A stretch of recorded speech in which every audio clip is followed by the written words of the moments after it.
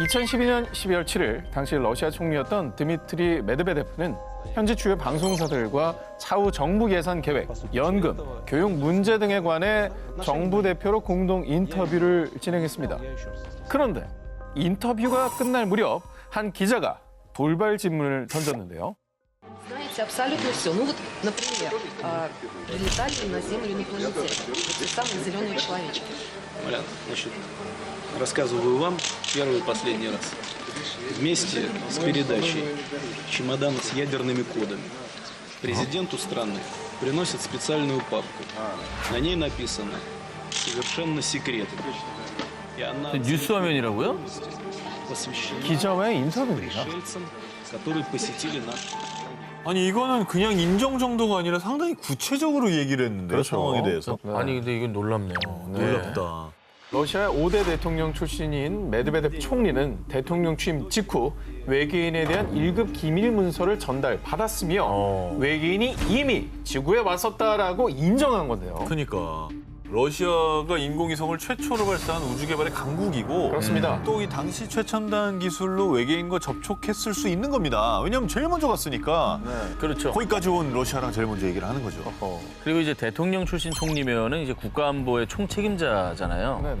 그러니까 일반인들은 모르는, 혹은 다른 나라에서 모르는 기밀을 알고 있을 테니 저런 얘기가 그냥 갑툭 튀 나온 거 아니겠어요? 네. 자, 그런데 말입니다. 이게 더 놀라운 건요. 메드베데프 총리의 다음 발언. 또 있어? Одновременно предоставляется доклад абсолютно закрытой спецслужбы, которая занимается контролем пришельцев на территории нашей страны. Сколько их среди нас? не Сколько их расскажешь. среди нас, рассказывать не буду, потому что это может вызвать панику. 그러니까 메인 블랙 영화처럼 똑같네. 그 우리 중에도 외계인이 있을 수 있다 뭐 이런 얘기인가요? 그리고 지금 정부에서 아예 외계인들을 관리하는 그런 부서가 따로 있다잖아요. 네. 자, 메드베데프 총리의 인터뷰가 공개된 후 사람들은 외계인이 지구에서 대체 뭘 하고 있는 거냐? 라며 폭풍 관심을 보였는데요. 하지만 메드베데프 총리는 인터뷰 말미에 영화 맨인 블랙을 보면 외계인에 대한 자세한 정보를 얻을 수 있다라고 얘기하면서 농담조로 무마를 하려는 듯 했습니다. 영화를 이제 언급한 걸 보면은 이제 농담으로 약간 내가 여기까지 왜 얘기했자면서 급하게 무마하려는 듯한 느낌이 좀 들고 주워 담기 위해서. 그렇죠. 넘어가려고. 괜히 한 말은 아니에요, 저거는 분명히.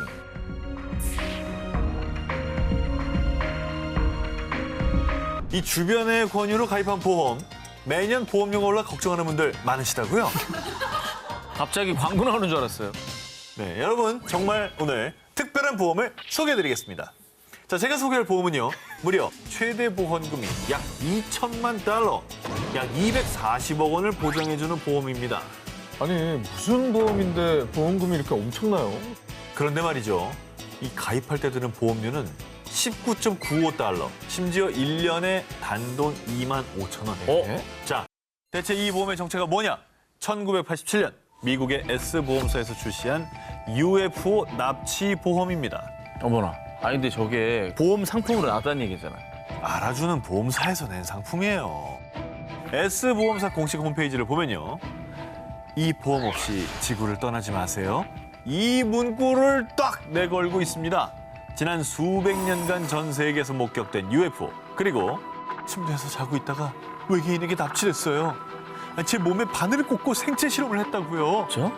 이렇게 UFO에 납치된 피해자들과 그들의 가족을 위한 보험이 만들어진 겁니다. 피해자가 엄연히 존재하기 때문에 만들어진 보험이라고 생각할 수 있겠네요.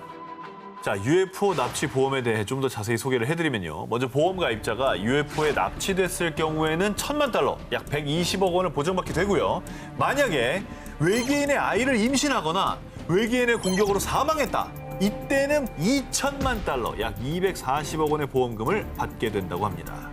근데 이제 중요한 게 실제로 UFO를 목격했던 사람들이라면 아마 이 보험은 무조건 들지 않을까요? 당연하죠. 네. 네. 자, 이제 보험도 맞춤 서비스가 필요합니다. UFO 납치 보험이 당신을 지켜줄 겁니다. 제2차 세계대전이 끝난 후 시작된 미소 냉전 시대. 1957년 소련이 세계 최초로 인공위성 스푸트니크 1호 발사에 성공하면서요. 큰 충격을 받은 미국은 이듬해 미 항공우주국 나사를 창설. 그 뒤 양국의 우주 전쟁이 본격화됐는데요. 그런데 1960년 2월에 발견된 의문의 인공위성 때문에 전 세계가 큰 혼란에 빠졌습니다. 아 왜요? 인공위성이 뭐 어떻게 됐길래? 일명 흑기사 위성이라고 불린 이 인공위성이 논란이 된 이유. 그 어느 나라에서도 흑기사 위성을 쏘아 올린 나라가 없었기 때문입니다. 아 진짜? 그리고 더 혼란에 빠진 건 당시 예상한 흑기사 위성의 무게는 무려 약 15톤. 그런데 당시 기술 수준으로 쏘아 올릴 수 있는 인공위성의 최대 무게는 겨우 500kg에 불과했고요. 오. 그리고 흑기사 위성의 운행 속도는 당시 최신 인공위성인 스푸트니크 2호보다 두세 배가량 더 빠르기까지 했습니다. 우와. 당시 과학기술로는 절대 불가능한 일인 거죠. 뿐만 아니라 프랑스 파리 천문대 야크 월레 박사는 이 인공위성은 지구에서 발생한 인공위성과 반대 방향으로 운행하고 있습니다. 지구 중력에 구애받지 않는 이 거대한 인공위성, 이 흑기사 위성을 쏘아 올리는 게 불가능한 일이었던 거죠.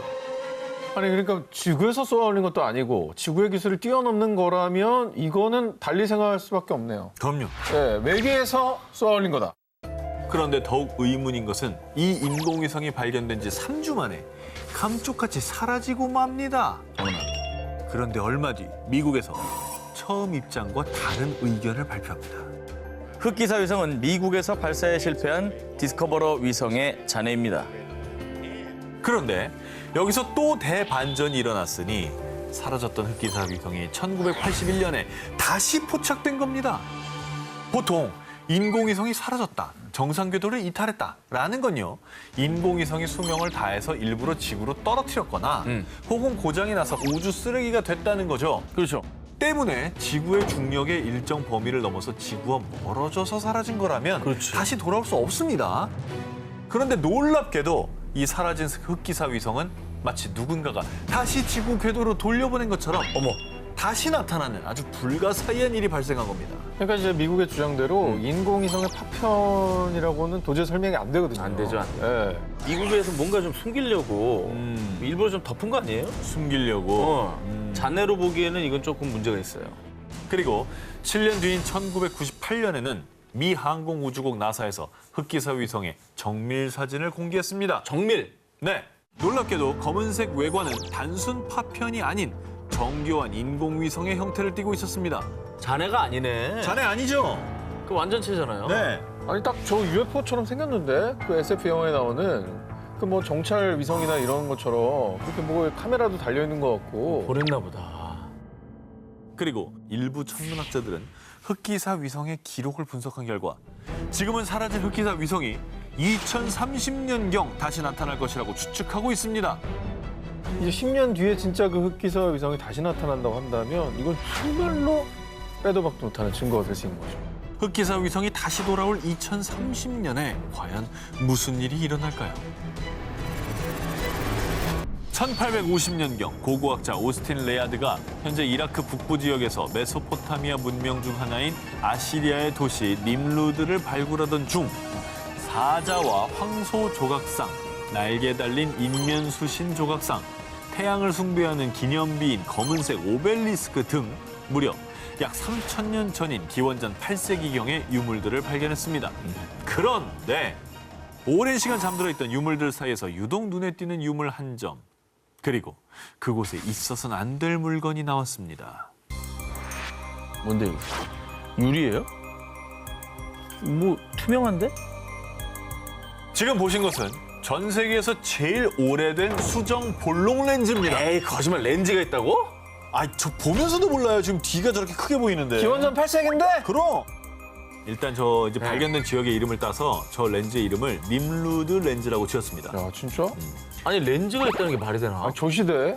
예, 뭐 궁금하실 겁니다. 네. 이 님루드 렌즈는 흙, 돌, 뭐 이런 것들로 만든 다른 유물들과는 달리 유일하게 딱 하나 수정을 정교하게 가공한 유물입니다. 사물을 3배 이상 확대할 수 있는 망원경 기능을 가지고 있는데요. 그래서 님루드 렌즈는 아시리아의 왕 사르곤 2세 시력 교정 안경입니다. 아시리아인들이 망원경 렌즈로 이걸 사용했을 겁니다. 고고학자들은 안경 혹은 망원경이라고 주장했습니다. 그런데 우린 여기서 이 님루드 렌즈가 외계인의 흔적이라는 증거를 발견할 수 있었습니다. 아, 인류의 발명품 아닙니까? 그렇다면 저 다음에는 저걸 만든 사람이 있었어야겠죠. 그죠? 볼록 렌즈를 이용한 안경은 13세기에 이탈리아에서 발명된 것으로 추정하고요. 그리고 망원경은 17세기경 네덜란드에서 발명됐습니다. 야, 진짜 꽤 최근이네. 저기에 비하면. 시차가 엄청나네. 어마어마한 차이인데? 그럼 이게 그 전에 이미 저런 기술을 누군가 가졌다는 거 아니에요? 이제 설명이 돼야 되잖아요. 그렇죠.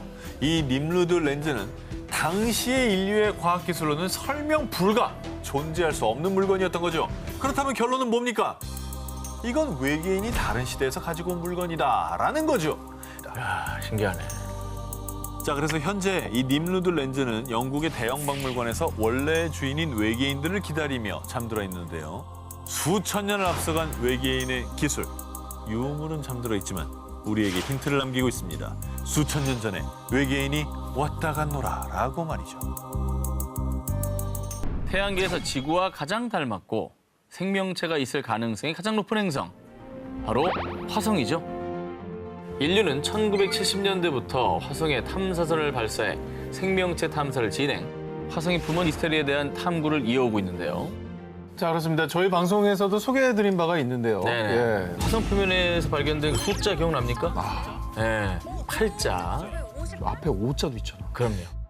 미스테리한 흔적이 끊임없이 발견되는 미지의 행성 화성. 그런데 또 새로운 증거를 제가 가지고 나왔습니다. 놀라지 마십시오. 이번엔 생명체입니다. 에? 아이 아니에요? 옆모습 아니야? 어린애 같은데?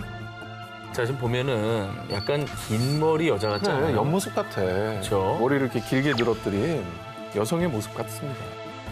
2015년 나사의 화성 탐사 로봇 큐리오시티 로버가 화성 내 협곡을 촬영하던 중에 포착이 된 겁니다. 그러니까 저 여자를 찍은 게 아니고 네. 쭉 이제 찍다 보니까 걸린 거예요.